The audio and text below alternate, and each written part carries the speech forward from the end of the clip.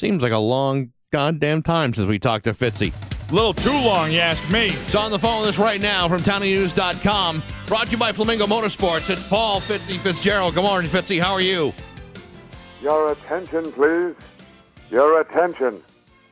Now batting for hell, George Steinbrenner. Now playing dead field, George Steinbrenner. So, what, too soon? No, it's not too soon at all. The fact that he probably hasn't even been autopsied yet. No, it's not too soon. I was making jokes within 30 seconds. What? No, dude, that was a 2-for-1. It was a Bob Shepard Bob and Shepard. a George Steinbrenner. Yeah, you got them both. You got them both. I killed two stupid birds with one idiot stone. That's the way I live. Come on.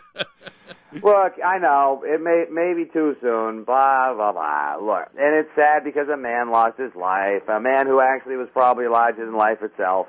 And while I hate him with the passion of 10,000 setting suns over beautiful Fenway Park, he did a lot for the game and for the Sox, namely the Sox-Yanks rivalry, right? I mean, the nation did lose a great villain when Steinbrenner passed away a couple of days. It's kind of like the Joker said to Batman in The Dark Knight, if you'll follow this random reference. You know, you can't be you without me. Well, the Red Sox can't be Batman without the Yankees' Joker, in this case, Steinbrenner. So for that and all the charitable endeavors and whatnot and that kind of stuff, we thank him. Cheers and beers, George Steinbrenner. Now recommence being dead. You know, I'm actually kind of surprised that he didn't have himself either laid out in state at Yankee Stadium or buried there. Oh, like what? Just to like undo all the negativity that the poppy jersey that construction worker could have brought on. Yeah. But they won the World Series in the first. It does make. I think the best thing. I got two Steinbrenner possible burial scenarios that I love. One would be that he thinking himself a great warrior type and whatnot, would want to go out like a Viking.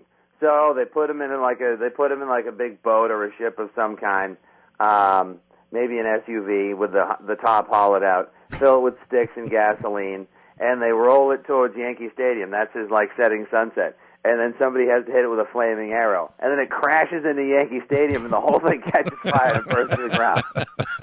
Or Scenario number two, which is more disgusting, but I think would just have great long-term grotesque comic value, is he gets buried in like this glass coffin, and he gets buried like right in center field, and they just shave off the grass there, so you can always see him permanently entombed.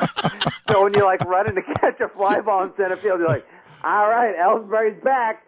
He's running towards the track. He's running right straight over Steinbrenner and makes the catch. Oh, that's just upsetting for everyone. That's just awful. What about burying in the warning track?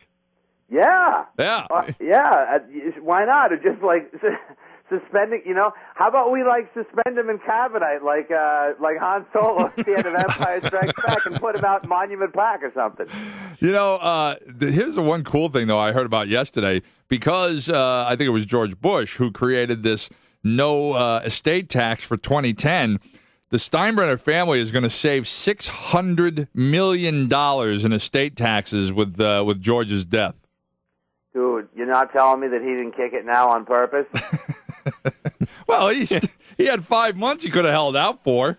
Yeah, but why not? But what's fascinating is that he passed away on the day of the All-Star game. Mm-hmm. So that way he kind of preempted All-Star coverage, which I guess we can sort of thank him for.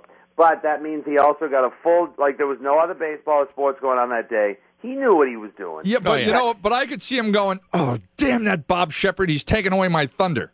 I'll show him. Yeah, sure. He was like, oh, you think you're going to get the Yankee death spotlight, huh? I'll show you, pal.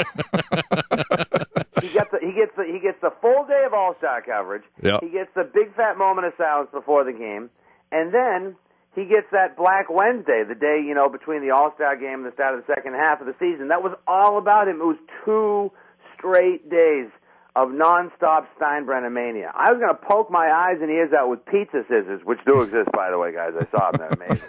If I had to listen to or watch any more Steinbrenner coverage.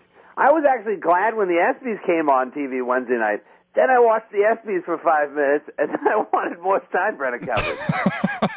I don't know how you felt about it, because I said this on the air, and I actually got a whole swath of angry emails. I mentioned the fact that when Joe Buck on the other night said that we're going to have a moment of silence for George Steinbrenner, and I said that to hell with that. I sang Sweet Caroline so loud that I think George Steinbrenner could hear me, and that I hope that in hell he finds out that his boss is Billy Martin.